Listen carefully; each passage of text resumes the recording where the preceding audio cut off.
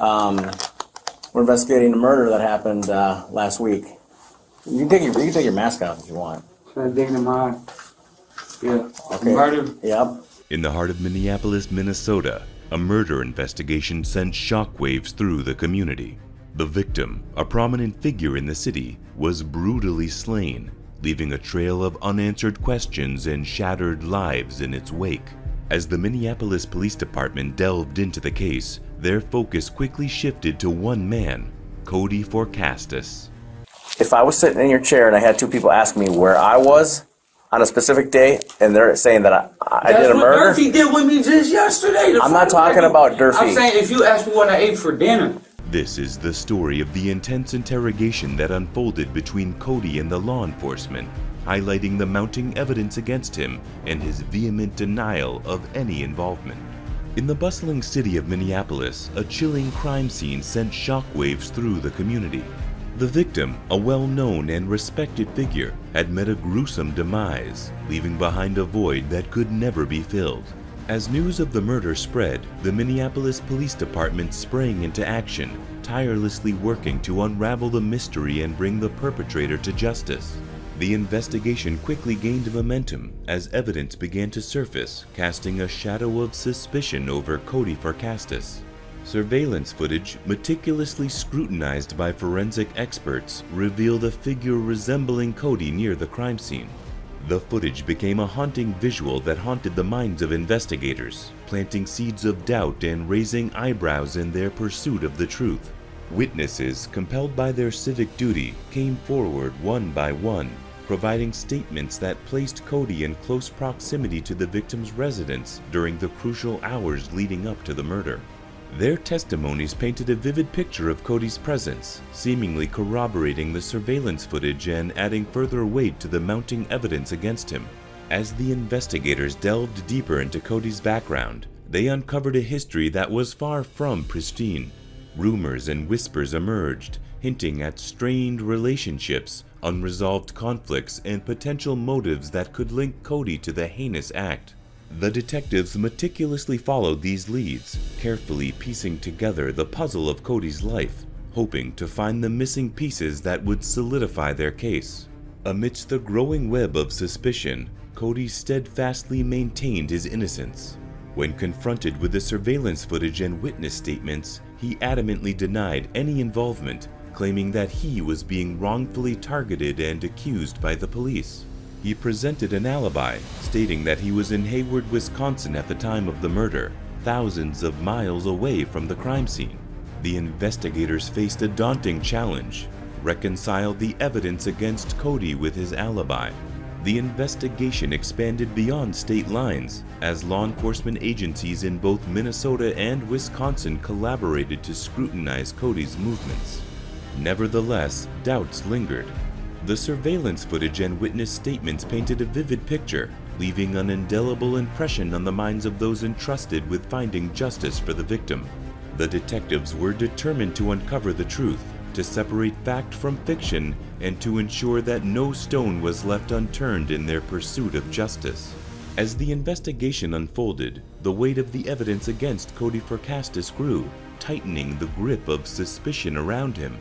The shadows cast by the surveillance footage and witness statements were difficult to ignore, forcing the investigators to confront the possibility that they had found their prime suspect.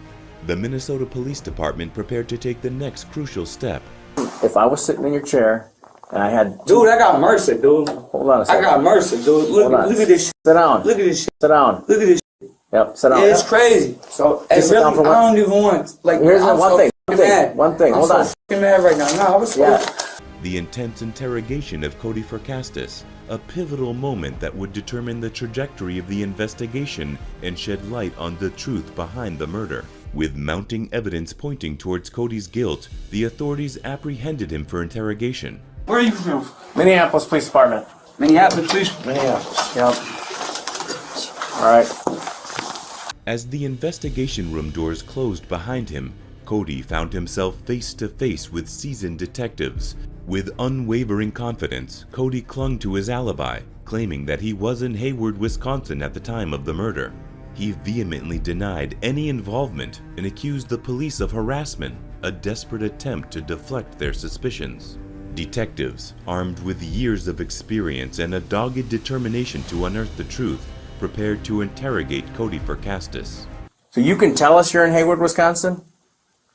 I know you're lying. There's no ticket stub that you can provide that's going to tell me you were in Wisconsin. Like I said, man. The detectives employed a strategic approach, carefully orchestrating their questions to gradually close in on Cody's defenses. They understood that the truth often revealed itself through a combination of skillful interrogation techniques and psychological tactics. Frame by frame, they dissected the footage, pointing out the striking resemblance between the figure captured and Cody himself. They probed Cody, urging him to explain the uncanny similarities while carefully observing his reactions for any signs of deception. Their goal was to push Cody beyond the realm of plausible deniability, challenging him to confront the mounting evidence against him. He repeated his claim of being in Hayward, Wisconsin, steadfastly denying any involvement in the murder. Hours turned into days as the interrogation continued, the detectives employing a range of tactics to break through Cody's defenses. They appealed to his conscience, painting vivid pictures of the victim's final moments, hoping to elicit a confession or at least a crack in his unwavering facade. As the pressure mounted, Cody's composure wavered. Beads of sweat formed on his forehead. His hands trembled imperceptibly, betraying the strain he was under. In an attempt to further unsettle Cody, the detectives delved into his personal history. They uncovered a web of complex relationships, past conflicts, and unresolved issues that intertwined with the victim's life. I'm talking. I know, sir. But when you're in Hayward, Wisconsin, one day. With each passing hour, the intensity of the interrogation reached its apex. The detectives, armed with the weight of evidence and their unwavering determination, made it clear to Cody that the walls were closing in. The detectives hoped that this mounting pressure would push Cody towards a moment of truth where he would finally reveal his involvement or provide crucial information that would lead them closer to the real perpetrator. Undeterred by Cody's vehement denial, the investigators meticulously scrutinized his alibi. Phone records were analyzed, credit card statements examined, and eyewitness accounts sought. However, their efforts uncovered a surprising twist.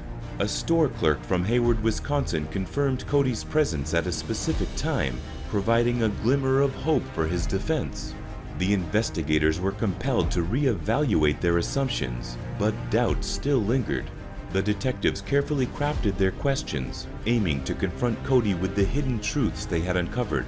Within the confines of the interrogation room, a psychological battle raged between Cody and the detectives. In a stunning turn of events, a crucial piece of evidence emerged, casting doubt on Cody's alibi. A hotel receipt from Minneapolis was discovered, placing him near the crime scene at the exact time of the murder. The investigators pounced on this revelation, using it as a catalyst to break Cody's resistance. The investigators pieced together the motives and events that led to the murder, bringing closure to a case that had gripped the city in fear and uncertainty. Cody Forecastas, once a prime suspect, was now an admitted perpetrator, and justice would be served. The murder investigation that entangled Cody Forecastas in its web of suspicion left an indelible mark on the Minneapolis community. Through meticulous detective work, the authorities uncovered the truth, unveiling a tale of deceit, desperation, and shattered lives. For what reason? You do deserve the top sentence allowable under the guidelines. As the courtroom doors swung open to deliver a verdict, the echoes of this harrowing incident would forever reverberate through the corridors of justice, serving as a reminder of the unwavering dedication and relentless pursuit of truth exhibited by the Minneapolis Police Department.